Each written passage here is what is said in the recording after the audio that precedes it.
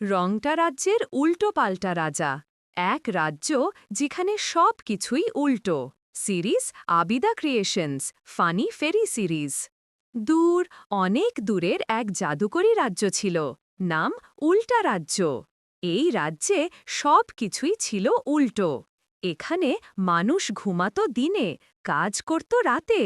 গাছের শিকড় থাকত আকাশে, আর ফল ঝুলত মাটির নিচে।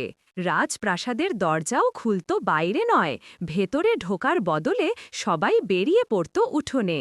এই উল্টা রাজ্যের রাজা ছিলেন রাজা টালটোল রায়। তিনি ছিলেন একদম অদ্ভুত মানুষ।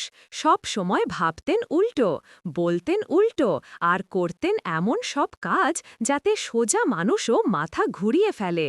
একদিন সকালে রাজা ঘোষণা দিলেন, আজ থেকে রাজ্যে যে সকালে উঠবে তাকে কারাগারে পাঠানো হবে।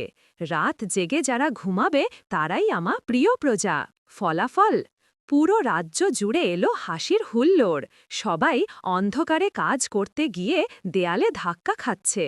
পাকা লোকেরা মোমবাতি নিয়ে হাঁটছে বাজারে, আর শিশুরা চাঁদের আলোয় দুধ খেতে খেতে ঘুমাচ্ছে। পরদিন রাজা আবার নতুন ফতোয়া জারি করলেন। আজ থেকে রাজপ্রাসাদের খাবার শুরু হবে শেষে থেকে, মানে আগে মিষ্টি, তারপর ভাত, শেষে স্যুপ। রান্নাঘরে হোলস্থুল পড়ে গেল। প্রধান বাবুর্চি হতবাক হয়ে বলল, রাজামশাই, পেট তো মিষ্টিতে ভরে যাচ্ছে। রাজা গম্ভীর মুখে বললেন, তাহলে সেটাই তো ভালো, মিষ্টি মুখে রাজ্য মিষ্টি হবে। কিন্তু একদিন রাজ্যে এলো এক দুষ্ট পরী, নাম চমচমি। সে রাজপ্রাসাদের গেট দিয়ে উল্টো উড়ে ঢুকে হাসতে হাসতে বলল, রাজামশাই, আপনি সত্যিই দারুণ, কিন্তু শুনেছি আপনি কখনো সোজা ভাবেন না, এটা কি সত্যি? রাজা গর্ব করে বললেন, অবশ্যই সত্যি। আমি যদি সোজা হতাম তাহলে উল্টা রাজ্যের মান কোথায় থাকত? চমচমি তখন বলল, তাহলে দেখি আপনি কতটা উল্টো সহ্য করতে পারেন। বলেই সে তার জাদুর কাঠি ঘুরিয়ে দিল। ধাম! পুরো রাজ্য উল্টে গেল সত্যিকারের উল্টো করে। আকাশ নিচে, নদী ওপরে, পাহাড় ঝুলছে গাছের ডালে। রাজা টালটুল রায় উল্টো হয়ে ছাদের নিচে ঝুলে পড়লেন।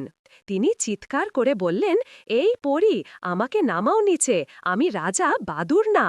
চমচমি হাসতে হাসতে বলল, আপনি তো উল্টো রাজা, এখন একটু উল্টোভাবে রাজত্ব করুন না। রাজা তখন গম্ভীর হয়ে বললেন, আচ্ছা আচ্ছা, আমি বুঝেছি, সব কিছু উল্টো থাকলে হাসি আসে না, মাথা ঘোরে। চমচমি হেসে জাদুর কাঠি নেড়ে দিল, সব কিছু আবার সোজা হয়ে গেল। রাজা টালটুল তখন সবাইকে ডেকে ঘোষণা করলেন, আজ থেকে উল্টা রাজ্যে কিছু জিনিস থাকবে সোজা। সকাল হবে সকালে, ঘুম হবে রাতে, আর হাসি হবে মন থেকে, মুখে নয়। সবাই হাততালি দিল, আর চমচমে পরি বলল, দেখলেন রাজামশাই, সোজা পথে হাঁটলেও মজা কমে না। রাজা মুচকি হেসে বললেন, ঠিক আছে চমচমি, মাঝে মাঝে একটু উল্টো থাকি, তবুও এবার থেকে রাজ্যটা সোজা রাখব। কিন্তু পরের দিন দেখা গেল রাজা প্রাসাদে উল্টো মুকুট পরে হাসছেন। সবাই আবার হো হো করে হেসে উঠল। এভাবেই উল্টা রাজ্যের উল্টো পাল্টা রাজা শিখলেন জীবনের সবচেয়ে মজার শিক্ষা। সব উল্টো জিনিস হাসায়, কিন্তু সোজাভাবেই আসে সুখ।